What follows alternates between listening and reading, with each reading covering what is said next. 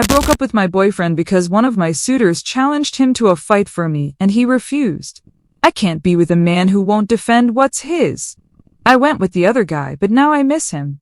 I proposed that he challenge my new boyfriend to a fight for me, but he won't. I've always believed that a woman's worth is reflected in the length her man will go to keep her by his side. My relationship with Mark, my boyfriend of 2 years, was what most people would call perfect. But to me, it felt like a beautifully decorated room without a heater. Mark was successful, attentive, and treated me like a porcelain doll, but there's always this nagging doubt in the back of my mind.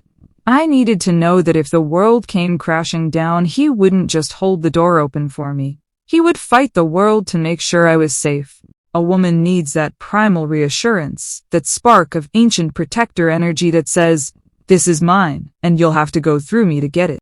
For the last few weeks, this guy named Jax had been orbiting my social circle like a predator sensing a weakness in the herd. Jax is the kind of man who takes up all the oxygen in a room, tall, heavily muscled, with a gaze that feels like a physical touch. He didn't hide his interest in me, even when Mark was standing right there. I'll admit, I didn't shut it down because I wanted to see how Mark would handle it. I wanted Mark to step up, to mark his territory, and to show me that he valued me enough to be a little bit toxic for my sake. It's not about being crazy. It's about having a spine and showing the world that I am a prize worth defending. The breaking point happened last Friday at this exclusive high-end lounge we frequent. The lighting was low, the music was smooth, and Mark was being his usual composed self, discussing some boring investment portfolio.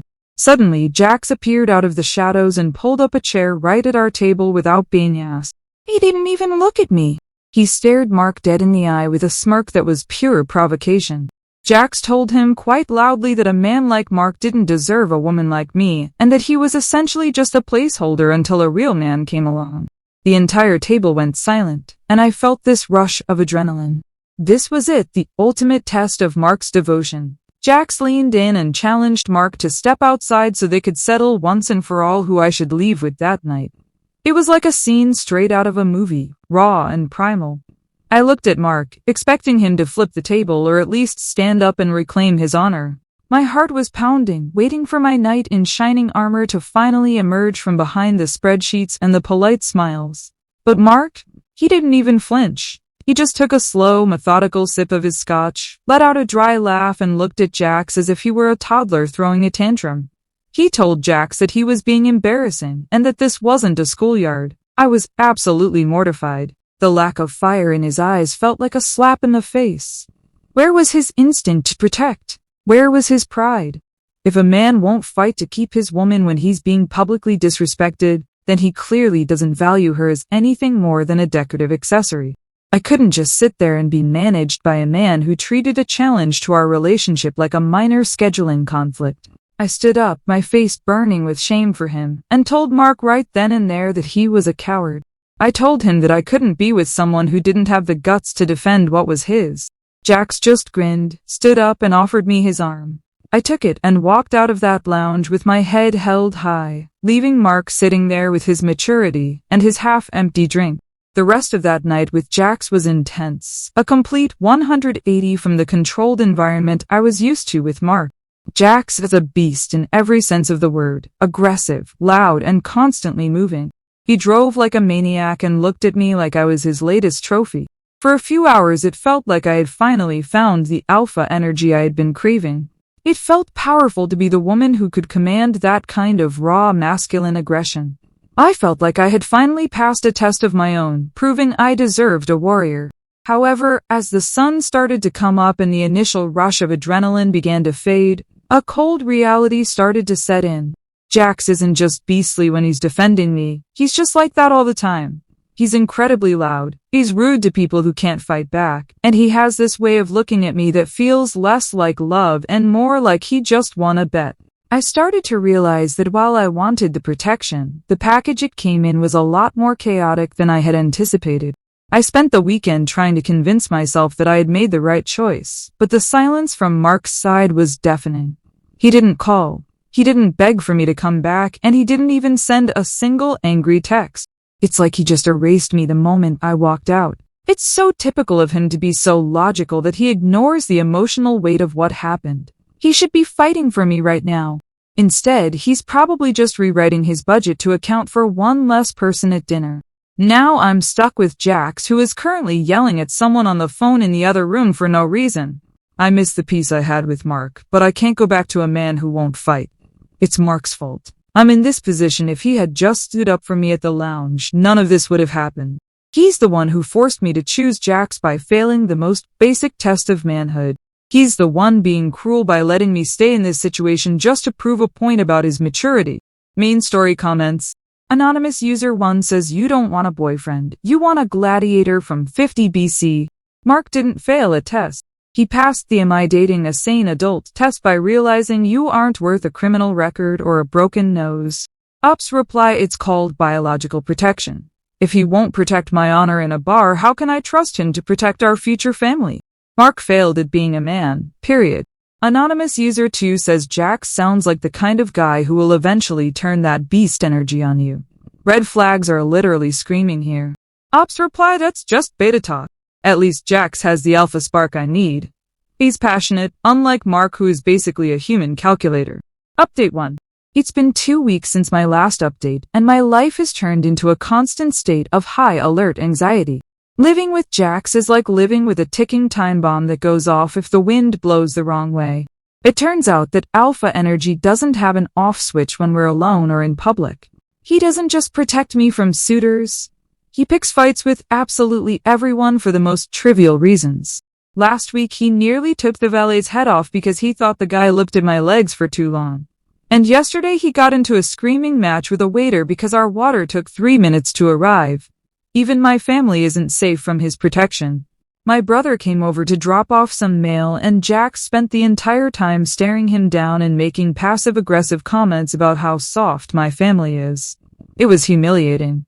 I'm starting to realize that there's a very thin line between being a protector and just being a bully who uses me as an excuse to be a jerk. I'm starting to miss the peace and the simple kindness I had with Mark. Mark never would have made me feel embarrassed to be seen in public. I've spent the last few nights crying into my pillow while Jax is out training at the gym. I thought that if I could just get Mark to show a little bit of that Jax energy, everything would be perfect again. Mark was stable, he was kind, and he actually respected me as a person, not just a prize. If I could just combine Mark's brain with a fraction of Jax's fire, I'd have the man I deserve. It's Mark's fault for being so passive in the first place. He drove me into the arms of a madman because he was too civilized to fight for his woman. I finally broke down and reached out to Mark today. I sent him a long message explaining that I'm miserable and that Jax is mistreating my honor by being so volatile and disrespectful to my family. I laid it all out there, hoping he'd see how much I'm suffering because of his initial cowardice. I told Mark that if he truly loved me, if he ever actually cared about what we had, he'd come over here and take me back by force. I need him to show me that I'm worth the struggle and that he's finally ready to be the man I need. Update 1 comments. Anonymous user 1 says you are literally describing a domestic abuser in the making. You didn't find a protector, you found someone who uses honor as an excuse for violence. Run, don't text your ex. Ops reply, I can handle Jax. I just need Mark to step up and be the hero for once. I'm testing Mark's loyalty, not asking for your unsolicited safety advice. Anonymous user 2 says you're trying to start a physical altercation between a peaceful man and a literal thug. Do you want Mark to get hurt or go to jail just to satisfy your ego? Ops reply, Mark needs to earn his way back into my life. If he wants me, he should be willing to fight the obstacles in his path, including Jax. Update 2. It's been 5 days since my last update, and the silence from Mark was finally broken, but not in the way I expected. I spent those 5 days jumping every time my phone buzzed, hoping to see a message saying he was outside or that he was coming to save me. I had this whole vision of him bursting through the door, finally showing that primal spark and reclaiming what Jax stole from him. Instead, Mark finally replied with a text that was so cold it felt like a bucket of ice water over my head. He wrote, Tiffany, I'm not a gladiator, and you aren't a province. If you're unhappy, leave, but don't involve me in your drama. I was devastated. How could he be so detached? You aren't a province? Who even says things like that? It's just another example of his intellectual superiority complex. He's trying to make me feel small for having valid emotional needs. He's basically saying that my safety and my honor aren't worth the effort of a single confrontation. It's so incredibly selfish of him to leave me in this mess. I decided I couldn't let it end like that. I needed to give him one last chance to be a man. A final test to see if there was any soul left behind that logical exterior. If Mark wouldn't come to the fight, I'd bring the fight to his attention in a way he couldn't ignore. I told Jax that Mark had been disrespecting me via text, saying some really foul things about my character, and about how Jax stole me. I might have exaggerated a bit, but it was for a greater purpose. I wanted to trigger that fight or flight response in Mark once and for all. I suggested to Jax that he should go find Mark and have a talk with him about his behavior. In my head, I pictured Jax showing up at Mark's office, and Mark finally losing his cool and fighting back. I thought that seeing Jax's aggression in person would finally force Mark to choose fight instead of his usual boring flight. It was a bold move, I know, but sometimes you have to shake the tree to see what fruit falls. I'm just trying to save our relationship by forcing Mark to realize what he's losing. Update 2 comments. Anonymous user 1 says Mark is a king. You aren't a province is the most legendary way to tell someone they have a main character syndrome. He dodged a nuclear missile, not just a bullet. Ops reply, I call Mark emotionally stunted for not feeling the urge to defend my honor. A real man doesn't use metaphors to hide his fear of a physical confrontation. Anonymous user 2 says you are literally instigating a crime. If Jax hurts Mark, you are legally and morally responsible. This isn't a test, it's psychopathic behavior. Ops reply, I'm just testing their limits to see who loves me more. If Mark gets a little bruised, maybe he'll finally learn that you can't logic your way out of everything. Update 3. It's been 3 days since my last update, and my plan backfired in the most horrific, unpredictable way. Jax didn't go out to defend my honor or have a talk with Mark. Instead of going after the threat, he turned his suspicion on the source. While I was in the shower, Jax went through my phone, which he's been demanding the password for, and he saw the entire message history. He saw that I was the one who messaged Mark first, and he saw that I was the one trying to goad Mark into a confrontation. He didn't get jealous in that romantic, I'll fight for you way I was hoping for. He got territorial in a way that was genuinely terrifying. He didn't scream, he just walked into the bathroom, held my phone up, and then smashed it against the tile floor until it was in pieces. He told me that since he won the fight that Mark forfeited at the lounge, I am essentially his property now. He said that property doesn't get to go behind the owner's back to talk to bankrupt losers like Mark. Since then, it's been a nightmare. He's been following me to work, waiting in the parking lot until I clock out, and he's even started checking the mileage on my car to make sure I'm not going anywhere. I shouldn't. He treats me like a prisoner under the guise of keeping me safe. This isn't the passion I wanted. It's a cage. I'm terrified of what he might do if I actually try to leave, and I don't have a phone of my own to call for help. I managed to use a work phone today to call Mark, sobbing and begging him to please just come and challenge Jax to a fight. I told him this was his chance to be the hero, to finally save me from the situation I created because of his own initial inaction. I told him I'd go back to him in a heartbeat if he just showed an ounce of courage. Mark didn't even sound angry. He just let out a long, tired sigh and said, "You chose the caveman, Tiffany. Enjoy the cave." Then he hung up. Update 3 comments. Anonymous user 1 says this is the ultimate be careful what you wish for. You wanted a man who treats women like property to be fought over, and now you have one. You literally built this cage. Ops reply, Mark is being cruel by not saving me from the situation I created. He's punishing me for wanting him to be a better version of himself. It's heartless. Anonymous user 2 says call the police, Tiffany. This is stalking and domestic abuse. Stop trying to make this a romantic test and get actual help before something worse happens. Ops reply, I refuse to call the authorities. That's for people who can't handle their own relationships. I just need a man who cares enough to intervene personally. Update 4. It's been 1 week since my last update, and it's finally, irrevocably over. I was so desperate to escape the cave Jax had built around me that I tried one final desperate play to force the confrontation I knew would fix everything.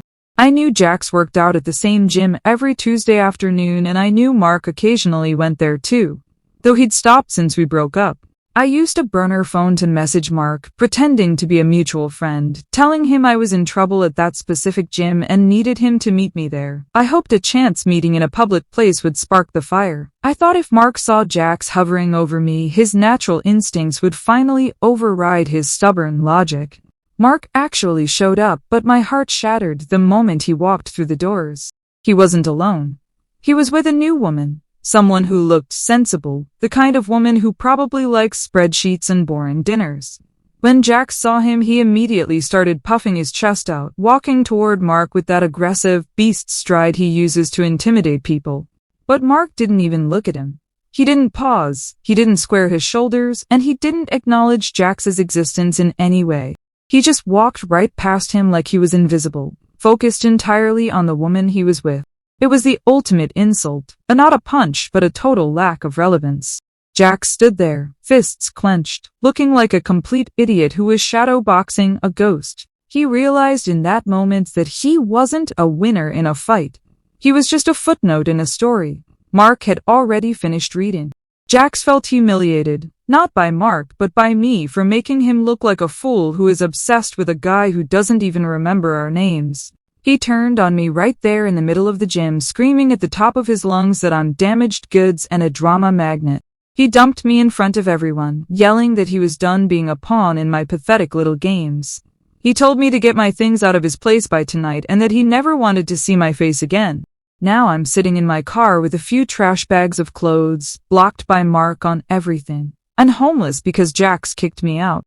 Everyone at the gym was staring at me like I was a psycho who tries to stage fights for attention. I don't understand how it all went so wrong. I just wanted to be the kind of woman men are willing to die for, the kind of woman who inspires legendary devotion. Instead, I'm just the woman they both want nothing to do with. I tried to give them both the chance to be heroes, but apparently modern men would rather be mature or territorial than actually love a woman enough to fight for her.